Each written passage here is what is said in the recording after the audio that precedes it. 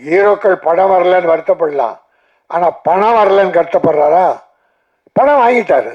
நான் இந்த கட்சியோட அலைன்ஸ் போயிடுறேன் சொல்லட்டும், நாளில் அந்த சாயந்தரம் 1 ஹவரில் வீட்டுக்கு சர்டிஃபிகேட் போயிடும்.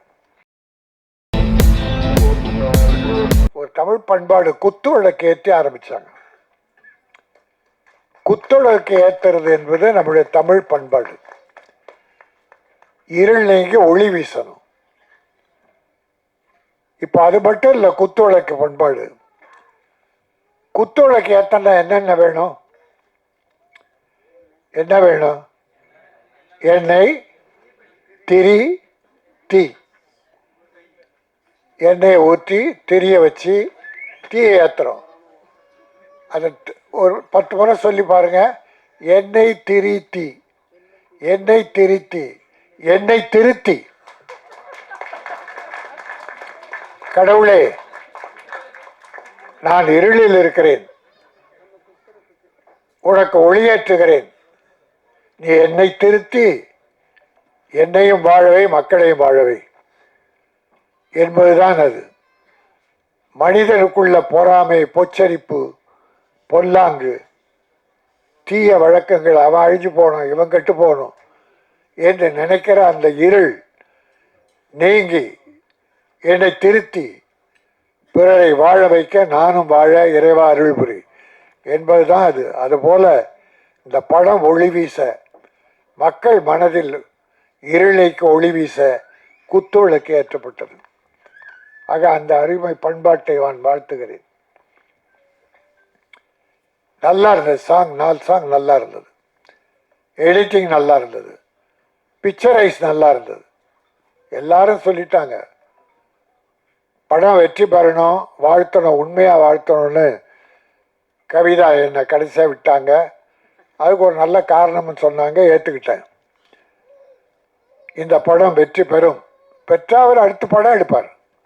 சினிமாவுக்கு லாபம், சினிமா தொழிலாளர்களுக்கு லாபம். பணம் வந்ததுன்னா திருப்பி எங்கள் ஆளுங்க என்ன பண்ணுவாங்க, அடுத்த படத்தில் தான் முதலீடு பண்ணுவாங்க. அதுபோல் ப்ரொடியூசருக்கு போட்ட பணம் வந்து அடுத்து அவர் படம் எடுத்து பல 100 குடும்பங்களை வாழ வைக்கணும், தொழிலாளர் குடும்பங்கள் என்பதை வாழ்த்தி, இந்த தமிழ் சினிமாவை பழி வாங்கிறதுக்குனே சில காரியம் நடக்குது. ஜனநாயகன் ஒரு படம், அது ஹீரோ பெரிய ஹீரோ, அவர் சாதாரணமாக நடித்து ஹீரோவாக இருந்திருந்தா இந்த குடும்பம் வந்திருக்காது. அவர் ஒரு அரசியல் கட்சி ஆரம்பித்து நான் தான் தமிழ்நாட்டின் முதல்வராக வருவேன் என்ன அடம் பிடிச்சார் பாருங்க, அதில் நிறுத்தணும். யாருமே எடுத்த உடனே நான் தான் முதலமைச்சர்னு சொல்ல வரலாறே கிடையாது. கட்சி ஆரம்பிக்கலாம், தப்பு கிடையாது. எலெக்ஷன் நின்று மக்கள்கிட்ட சொல்லி மக்கள் பெருவாரியாக வாக்கு போட்டு எம்எல்ஏக்கள் அதிகமாக மெஜாரிட்டி வந்து அவங்க முதலமைச்சர் தேர்ந்தெடுக்கணும். எடுத்த உடனே நான் முதலமைச்சர்னா 50-60 வருஷமாக கட்சி நடத்துகிறாங்களே அவங்கெல்லாம் என்ன ஆவாங்க? அதில் யாருக்கோ ஒரு காழ்ப்புணர்ச்சி வந்துருச்சு. கூப்பிட்டு பார்த்தாங்க, இல்லை நான் தனிதான்ட்டார். தனிதானே, ஜனநாயகத்தை பார்த்துக்கிறேன். அது இந்திய ஜனநாயகம். அதாவதுங்க, ஒரு படம் முழுசாக எடுத்து யார் ஹீரோ, எந்த கட்சியெல்லாம் நான் பேச வரல. தமிழ் சினிமா நிலை என்ன? ஒரு படம் எடுத்து முடிச்சாச்சு, அது 400 கோடியா 500 கோடியா தெரியாது. ஹீரோவுக்கு மட்டும் 250 கோடி, ஒரு 100 கோடியில் படம் 350 கோடி இருக்கும், அவ்வளோதான். ரைட். ஒரு முதலாளி, ஒரு தயாரிப்பாளர் பண்ணான். இப்போ கஷ்டம் யாருக்கு? தயாரிப்பாளருக்கு. ஹீரோக்கள் படம் வரலன்னு வருத்தப்படலாம், ஆனால் பணம் வரலன்னு கருத்தப்படுறாரா? பணம் வாங்கிட்டாரு, எப்போ கொடுத்துட்டாங்க, அதனால் அவருக்கு கஷ்டம் இல்லை. ஆனால் பணம் போட்ட முதலாளி, எங்கள் தயாரிப்பாளர் அவஸ்தைப்படுறார். இதில் என்ன நியாயம்னா நிச்சயம் நியாயமே இல்லை, பழிவாங்குதல் ஒண்டிதான். டிசம்பர் 19 படம் பார்த்துடுறாங்க, 22 சர்டிஃபிகேட் கொடுக்குறேன்ட்டான், கட்டெல்லாம் கொடுக்குறாங்க. 24 கட்டு கொடுத்தாச்சு, 24ஆம் தேதி சர்டிஃபிகேட் வரும்னு நம்பினா பதிலே இல்லை. சென்சார் போர்டு பதிலே சொல்ல. இவங்க மெயில் அனுப்புகிறாங்க, சர்டிஃபிகேட் அவன் இல்லை. அப்போ கோர்ட்டுக்கு போகிறாங்க. கோர்ட்டில் போனோடனே லாக்.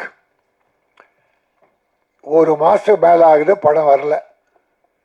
அப்போது இவ்வளோ ஒரு ஒரு அரசியல் பழி வாங்குதல் என்பது, அவர் எங்கே போகிறாரு என்ன. இப்போ பாருங்கள், நாளைக்கு அவர் சொல்லட்டும், நான் இந்த கட்சியோட அலைன்ஸ் போயிடுறேன் சொல்லட்டும். நாளை அந்த சாயந்தரம் 1 ஹவரில் வீட்டுக்கு சர்டிஃபிகேட் போயிடும். அப்போ 100க்கு 100 இது அரசியல் விளையாடுது. அது தவறு. சினிமா உலகை பழி வாங்காதீர்கள். அவருக்கு குரல் கொடுத்தாங்களா? யாரும் கொடுக்கல. ஏன்னா மற்றவங்களுக்கு கஷ்டம் வரும்போது அவர் யாருக்கும் குரல் கொடுக்கல. அவர் யாருக்கும் கொடுத்ததில்லை. அதனால் இப்போ எல்லாரும் அவரை விட்டாங்க. அதனால் அவருடைய தைரியத்தில் அவர் தான் இனி வெற்றி பெறணும், தயாரிப்பாளர் காப்பாற்றணும். ஆகவே நான் எந்த அரசானாலும், இது மத்திய அரசு தான் காரணம், மாநில அரசு மேலே சொல்கிற அர்த்தமே இல்லை.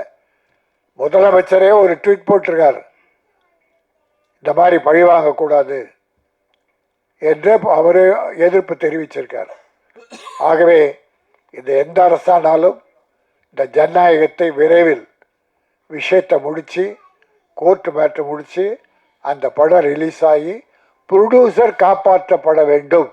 அதான் என் நோக்கம், வேற நோக்கம்லாம் இல்லை. அடுத்து அவர் படம் தயாரித்து ஆயிரக்கணக்கான தொழிலாளருக்கு வேலை கொடுக்கணும். அந்த நோக்கத்தோடு தான் நான் சொல்லுகிறேன், ஜனநாயகம் படம் விரைவில் வெளியாக வேண்டும்.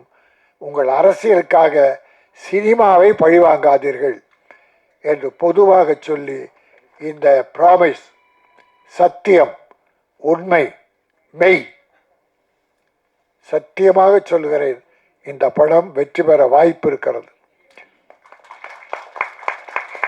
உண்மையாக சொல்லுகிறேன், இந்த பணம் திரும்பி வர வாய்ப்பு இருக்கிறது. நான் தயாரிப்பாளரும் கலைஞர்களையும் வாழ்த்தி, இந்த படம் வெல்க என வாழ்த்தி விடைபெறுகிறேன். நன்றி, வணக்கம்.